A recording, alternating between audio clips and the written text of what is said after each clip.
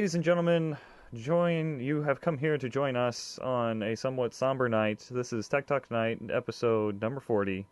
I am here joined by my inevitable co-host up in Chicago, Mr. Gavin Rankamper. How are you, sir? I will have you video in a second, and there you are.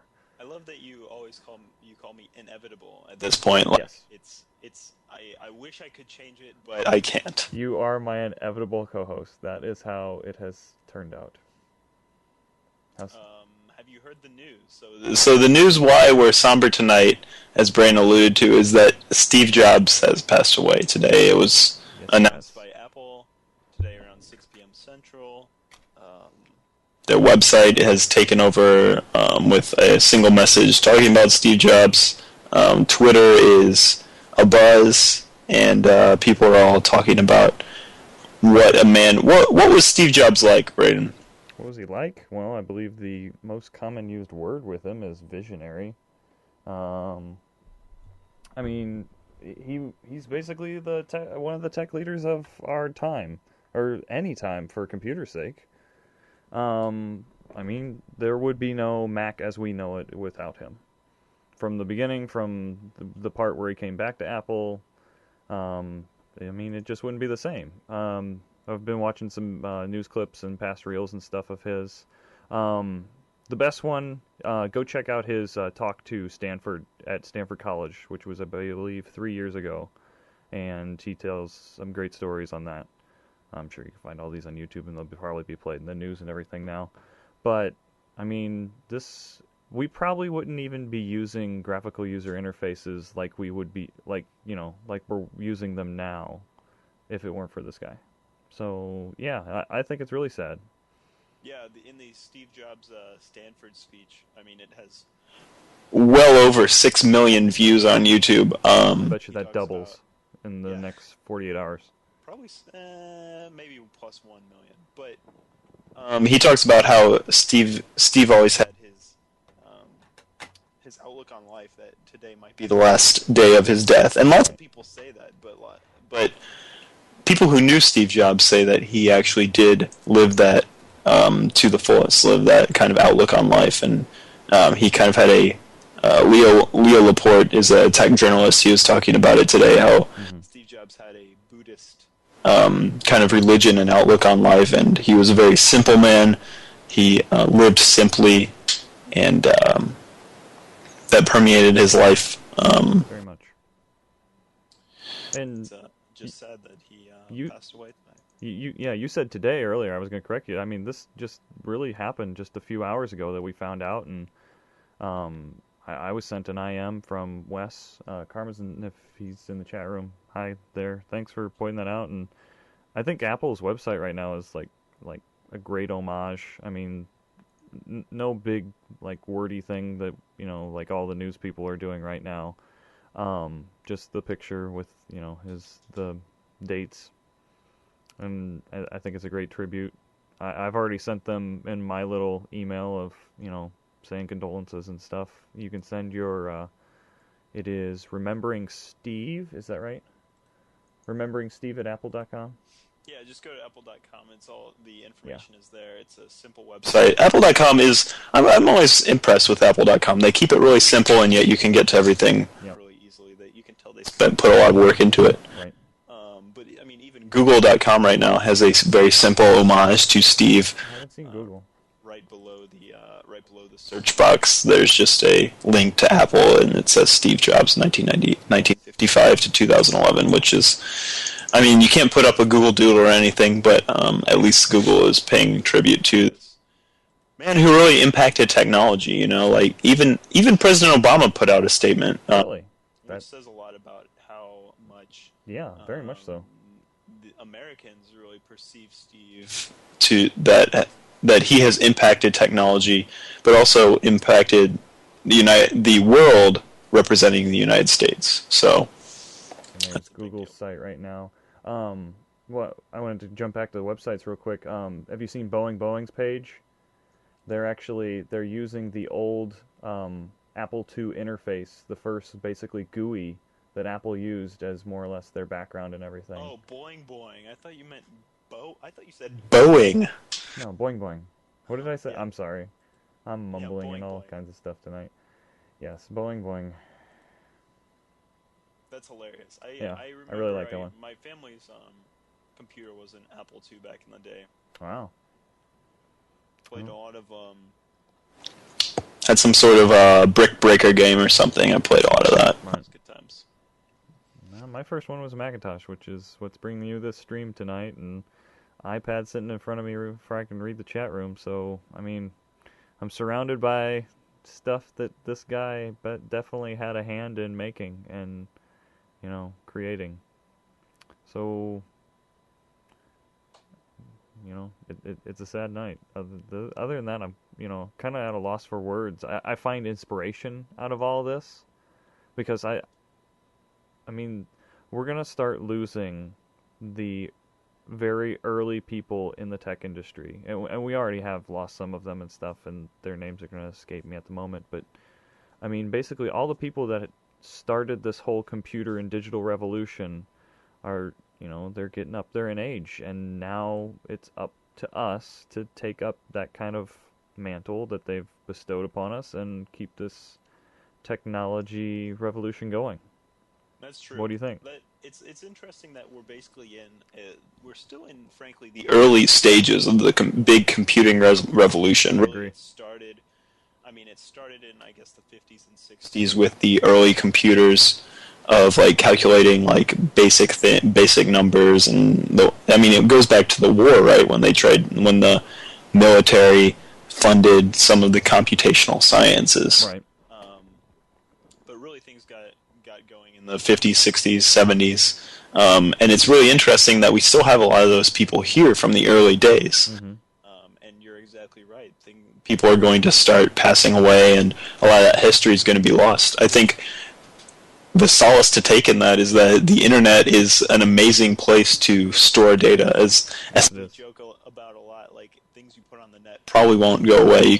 If you post a funny video of yourself, you should assume that that'll be archived somewhere forever. Um, I have the crazy theory that basically anything ever recorded video-wise will eventually be on the internet, no matter what medium it was. I think we'll get to the point to where you will be able to wirelessly take video from a VHS tape.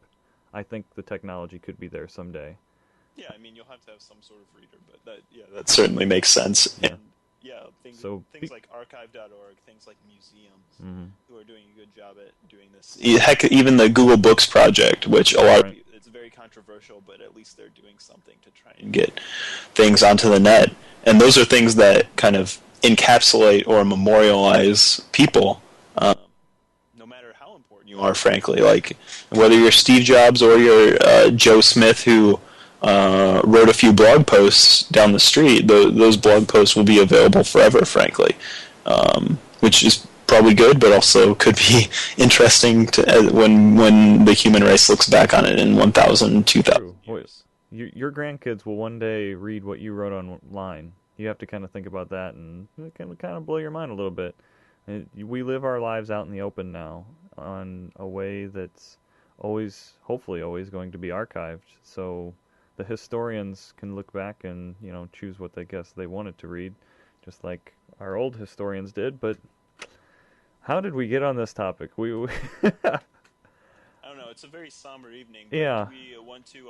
Is there any other news from this week that we want to talk about before finishing up and talking about Steve Jobs a little bit more? I guess. Well, I mean, we have the iPhone announcement. We technically that's broken since our last episode here at Tech Talk tonight, and I mean, Mr. Cook came out there and did his darndest as far as the announcement was concerned. It wasn't a huge announcement. We got the iPhone 4S, and the biggest upgrade to that, I believe, is the voice activated commands. Am I right? Yeah, I mean, people said that. Looking back, it was a somber presentation of the iPhone 4S, and I think that makes sense considering a lot of the upper management of Apple probably knew how bad Steve's situation was getting. Right. But yeah, they announced a phone that's basically identical in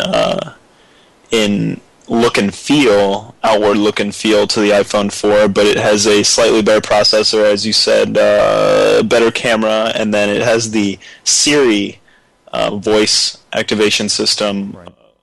which is the company they bought. You actually could have the Siri app right now, Right.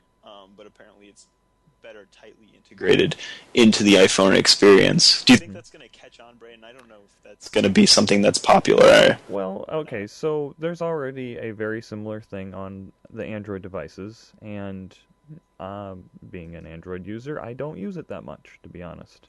But then again, I don't normally put myself into situations where I would need voice over commands. And I try not to text and drive or really call that much while driving.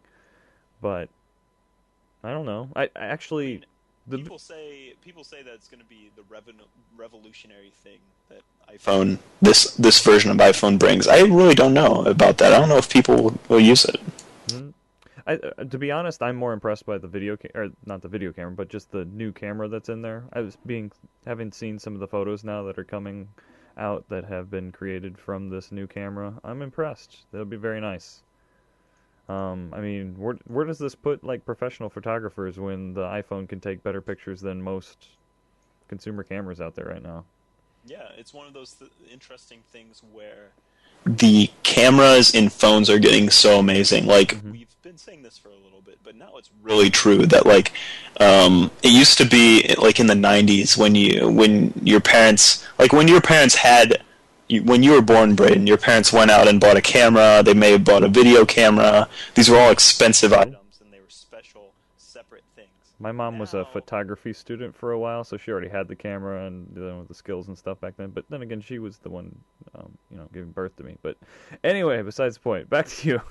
Yeah, but now no one does that, right? Like, no, not really. Your iPhone or your camera phone is great to take a bunch of those pictures, and maybe like the geeks will have the high quality cameras still, and those won't go away. But most people just use your camera phone now, which is a major change in how society has worked. Had I known we were going to get on cameras, I would have looked up more of the specifics. But the new Canon, it's the predecessor to the 5D Mark II. I think it's the 5D Mark III.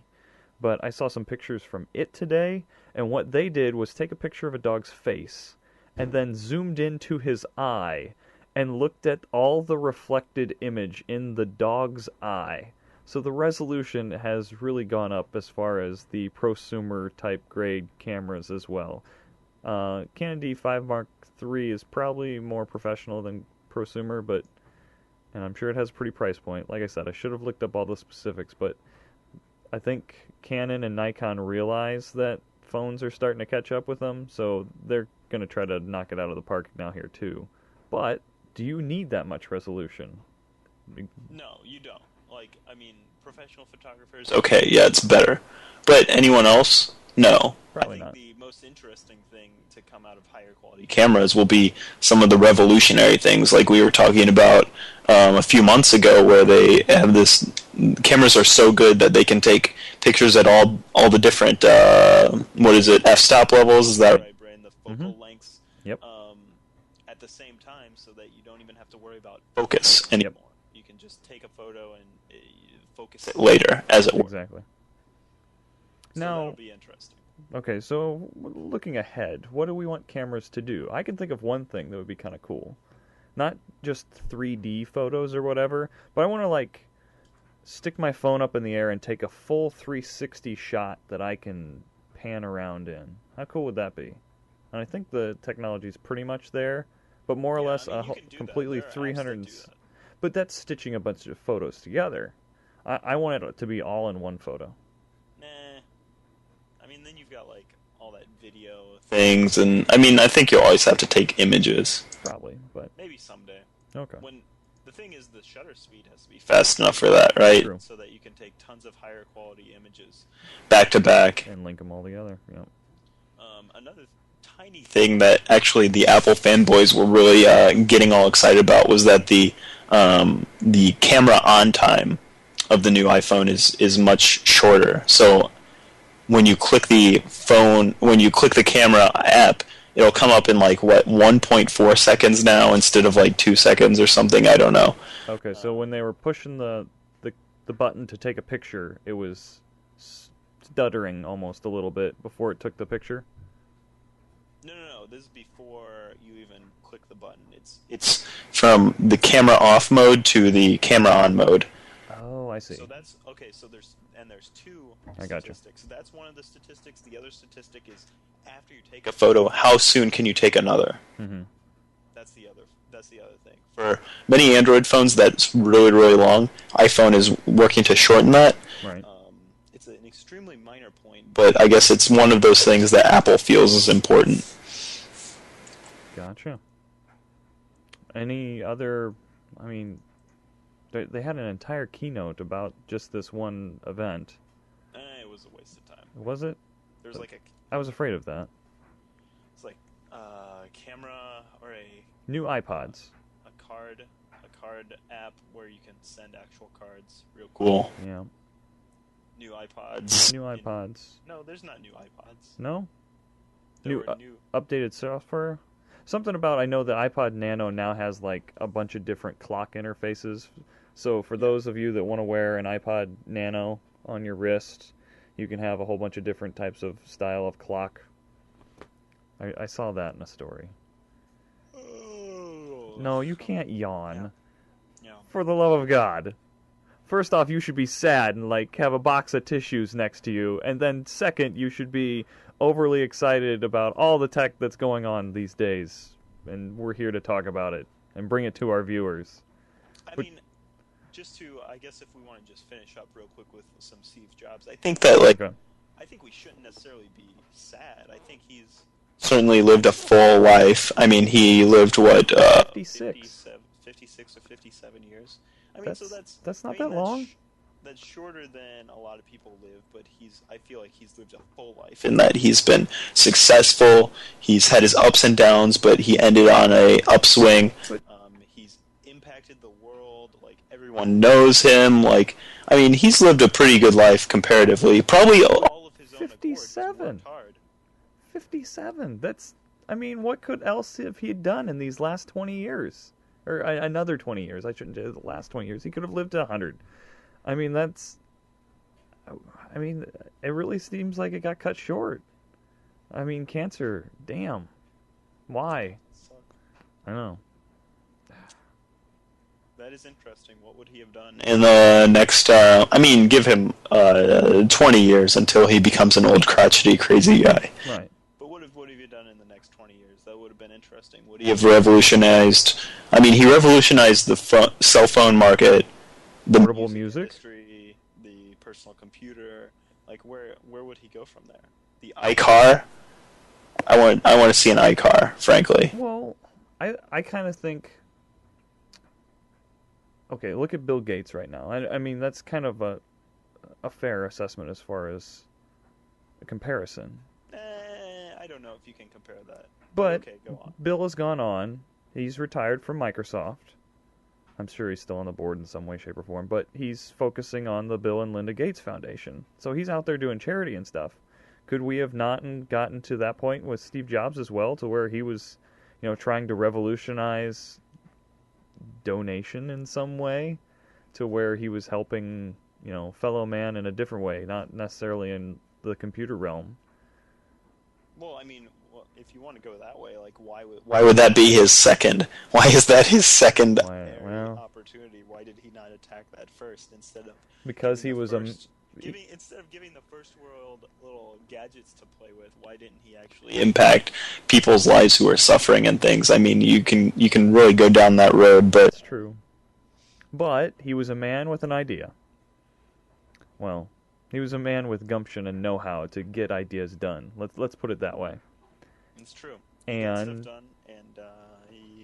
he did have some good ideas, I think. Yeah, but I think eventually he could have turned his ideas towards a different, more for the humankind as opposed to just computer realm. But I mean, that's what he thought he was doing at the time. Was he was trying to revolutionize the world through computer, and that's what he did, or at least contributed to.